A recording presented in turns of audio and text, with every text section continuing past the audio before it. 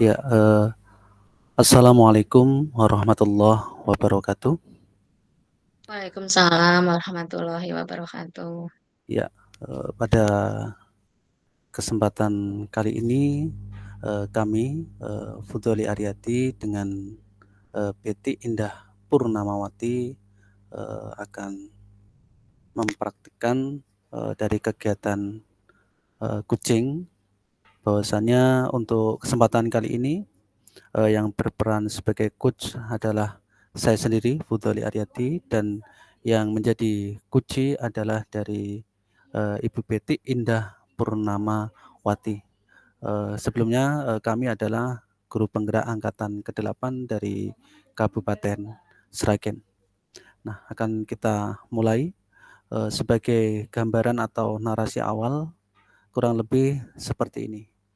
Bahwasanya ada salah satu rekan saya yang bernama Ibu Betty Indah Purnamawati yang bercerita bahwasanya beliau baru saja mendapatkan teguran dari kepala sekolah, di mana kepala sekolah tersebut menerima laporan dari pengawas yang melakukan supervisi pada saat Ibu Betty itu mengajar.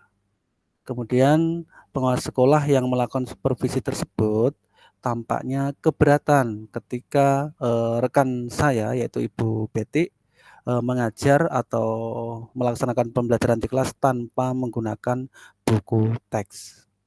Nah, rekan saya Ibu Betty tersebut memanfaatkan sumber-sumber belajar lainnya. Nah, ketika dikonfirmasi atau ketika diingatkan oleh pengawas yang melakukan supervisi, tampaknya rekan saya Ibu Betty tersebut menyampaikan bahwasanya tetap mengacu kepada kurikulum walaupun tidak menggunakan buku teks. Nah, kemudian pengawas tampaknya merasa tersinggung sehingga pengawas tersebut kemudian memberikan laporan atau memberitahukan kepada kepala sekolah. Nah, bagaimana kelanjutannya bisa kita laksanakan atau kita simak pada kegiatan kucing kali ini. Nah, di siang hari ketika saya memasuki ruang guru, di situ saya melihat rekan saya, Ibu Betty, yang duduk sendirian. Saya lihat itu termenung dan akhirnya saya mencoba untuk menyapanya dan mendekatinya, dan pada akhirnya inilah dialog kami selengkapnya. Selamat siang, Assalamualaikum Ibu Betty. Selamat siang, Waalaikumsalam, Mbak Fudoli. Ini saya perhatikan, saya lihat kok Ibu Betty ini beda dengan biasanya ya. Kok tampak murung, kurang ceria. Tampaknya kalau saya perhatikan kok sedang ada masalah yang berat ini. Ada apa ini Bu Betty kira-kira ini? Iya nih Pak Fudoli, lagi galau. Kebetulan banget Pak Fudoli ada di sini. Ada yang hendak saya ceritakan ke Pak Fudoli. Tapi ngomong-ngomong Pak Fudoli masih ada jam ngajar enggak ya hari ini? Oh, enggak kok Bu. Kebetulan saya ada jam ngajar lagi, tapi enggak sekarang, masih nanti di 2 jam terakhir. Jadi saat ini saya free kok, saya ini longgar. Gimana Bu Betty? Mau ngobrol tentang apa? Di mana sekarang atau kapan? Apa yang Bu Betty kehendaki? Sekarang aja ya Pak Fudoli, mumpung ini kita longgar waktunya, karena kebetulan aku ngajarnya juga masih 2 jam terakhir juga kok, Pak. Biar cepat lega juga pikiran saya yang lagi galau ini. Oke lah, bagaimana kalau kita cari tempat yang nyaman aja, Bu, supaya nanti Ibu Betty bisa leluasa ceritanya. Misalnya kita bisa di perpus. Ini kan masih jam pelajaran, jadi saya rasa anak-anak kan masih pembelajaran di kelas. Jadi saya yakin untuk saat ini perpus longgar atau lumayan sepi dan tenang. Mungkin begitu, Bu Betty. Oke, ide bagus, Pak. Di sana ruangannya juga ber-AC, malah lebih nyaman lagi kita nanti mengobrolnya. Eh, Baiklah Bu Betty, ayo kita menuju ke perpus secara bersama-sama. Nah, kemudian Duduk sebelah sini aja ya, Pak. Kayaknya nyaman di sini. Iya, baiklah Bu, di sini tampaknya tempatnya lebih nyaman dan tenang. Oke, bagaimana ini Bu Betty mau cerita tentang hal apa ini? Begini Pak, saya akan cerita masalah yang saya hadapi. Apakah Bapak bersedia membantu saya untuk menyelesaikan masalah itu ya kira-kira? Tentunya dengan senang hati Bu Betty, saya anggap Bu Betty ini adalah rekan kerja saya sekaligus seperti saudara sendiri. Kenapa harus sungkan? Kira-kira apa yang bisa saya bantu dan apa yang ingin Bu Betty capai di pembicaraan kita pada kesempatan kali ini? Sebenarnya saya hanya ingin mendapatkan solusi, Pak, atau pemecahan atas masalah yang sedang saya hadapi saat ini, Pak Fudoli. Oh begitu. Coba Bu Betty bisa ceritakan dulu kronologinya seperti apa kemarin kok Bapak pengawas sampai kurang berkenan dan sampai menelepon kepada kepala sekolah tersebut. Begini, Pak, tadi saya dipanggil kepala sekolah perihal beliau menerima laporan dari pengawas yang melakukan supervisi ke kelas saya. Katanya pengawas merasa keberatan karena saya mengajar tanpa menggunakan teks pelajaran. Karena itu, beliau menelpon kepada kepala sekolah agar mengingatkan saya tentang pembelajaran tersebut. Oh, seperti itu. Sebenarnya menurut saya kreatif juga itu dengan memanfaatkan materi yang ada di internet. Terus apa yang terjadi setelah Bu Betty itu menyatakan hal tersebut ke pengawas itu? Begini, Pak, eh, ceritanya 2 hari yang lalu jadwal saya disupervisi oleh pengawas dan saya mengajar kebetulan tidak menggunakan buku teks karena menggunakan sumber lain di Google baik materi ataupun soal latihannya. Saya pikir itu lebih baik diminati oleh murid saya, tapi ternyata itu menurut Bapak pengawas kurang benar, kurang baik. Seperti yang sudah saya singgung tadi, sebenarnya itu kan kreatif juga ya. Jadi sumber belajarnya tidak mengacu pada apa yang ada, tapi bisa memanfaatkan materi yang ada di internet sebenarnya. Terus setelah Ibu PT menyatakan hal tersebut kepada pengawas, bagaimana kelanjutannya itu? Beliau sepertinya tersinggung Pak, dan mengingatkan saya supaya saya menggunakan buku teks pelajaran saja katanya. Bagus juga sebenarnya apa yang dimaksud oleh Pak pengawas. Tapi kira-kira saat Bu Betty berbicara dengan beliau, apakah cara Bu Betty menyampaikan pendapat itu sudah benar dan mengapa kok bisa sampai berkepanjangan seperti ini ya?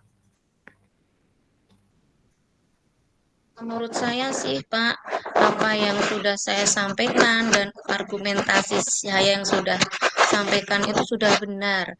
Karena meskipun saya menggunakan sumber lain, saya tetap berpedoman pada kurikulum yang berlaku. Dan anak-anak kelihatannya juga senang dan antusias kok Pak daripada menggunakan buku teks. Oke, menurut Bu Betty, kira-kira kenapa ya pernyataannya kok membuat Pak pengawas tersinggung? Coba Bu Betty flashback lagi coba. Buku teks itu penting loh digunakan karena merupakan bahan ajar yang konvensional, yang mampu memberikan kontribusi juga pada proses pembelajaran di kelas. Ya, saya paham, Pak. Saya sadar mungkin cara penyampaian argumen saya kepada Pak Pengawas kurang tepat. Saya agak ngegas sedikit mempertahankan argumentasi saya. Karena kondisinya waktu itu sudah siang dan kebetulan dari pagi saya belum istirahat, Pak. Jam saya pada waktu itu full dari jam pertama sampai jam terakhir. Oke Bu, saya paham yang Bu Betty rasakan. Sekarang dari masalah yang sedang dihadapi dan yang telah Ibu Betty ceritakan, kira-kira apa yang Bu Betty inginkan ini? Saya mau minta maaf, Pak, tapi saya bingung bagaimana caranya untuk meminta maaf. Saya ingin supaya Pak Pengawas itu memaafkan saya, tapi beliau juga belum harus menerima bahwa kita pun boleh menggunakan sumber lain selain buku teks yang ada di kelas, Pak. Rencana yang sangat bagus dari Bu Betty ini. Nah, sekarang menurut Bu Betty, siapa yang bisa dimintai bantuan untuk menyampaikan permohonan maaf ini dan mengapa Bu Betty memilih orang tersebut untuk menyampaikan permohonan maaf ini? Rencana saya kepala sekolah, Pak, karena beliau lebih dekat dengan Pak Pengawas dan tahu permasalahan yang sedang terjadi kemarin. Karena saya juga sudah sempat sedikit cerita kepada beliau, Bapak Kepala Sekolah. Apa yang sudah atau yang akan Ibu Betty sampaikan kepada kepala sekolah nantinya? Saya akan menjelaskan kronologi secara lengkap tentang kejadian yang sebenarnya pada saat supervisi kemarin, Pak. Kemudian saya mohon kepala sekolah menyampaikan permohonan maaf saya kepada Pak Pengawas dan saya menyadari kekeliruan saya kurang sopan dalam berargumentasi dengan beliau dan tentang pentingnya penggunaan buku teks tersebut. Nah, oke. Selanjutnya, apa rencana Bu Betty lagi jika kepala sekolah telah menyampaikan amanat Bu Betty kepada Pak Pengawas? Dan apa juga yang akan Bu Betty lakukan jikalau nanti beliau Bapak Pengawas sudah memaafkan Bu Betty? Saya akan tunjukkan bahwa saya telah menjalankan harapan dari Pak Pengawas, yaitu mungkin dengan cara saya mengajar menggunakan buku paket atau buku teks dan mencari referensi mengajar lain yang lebih baik dari internet maupun sumber lain, Pak. Dan saya akan menyempatkan bertemu dengan pengawas dan menyampaikan permohonan maaf saya dan kesadaran saya akan pentingnya buku teks tersebut. Iya, rencana dan ide yang sangat bagus ini Bu Betty dan saya juga sangat setuju. Nah, kira-kira ini Ibu Betty kapan akan menemui kepala sekolah dan menyampaikan maksud dari Bu Betty untuk memohon bantuan beliau agar menyampaikan permohonan maaf Bu Betty ini kepada Bapak Pengawas? Saya rasa lebih cepat lebih baik ya Pak ya, agar masalahnya cepat beres dan tuntas. Insya Allah hari ini habis jam pembelajaran usai, saya akan segera menghadap Pak Kepala Sekolah saja Pak. Yap, sip. Semoga lancar dan sukses ya Bu. Dan nanti tolong kabari saya jika sudah menghadap kepada kepala sekolah dan juga nanti hasil jawaban dari Bapak Pengawas seperti apa. Mungkin Ibu Betty juga bisa mengabari saya. Begitu ya Bu ya.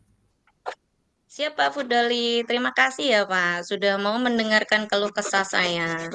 Sama-sama Bu Betty. Tetap semangat ya. Semoga permasalahan yang Bu Betty hadapi saat ini segera selesai dan semua segera kembali baik-baik saja. Amin.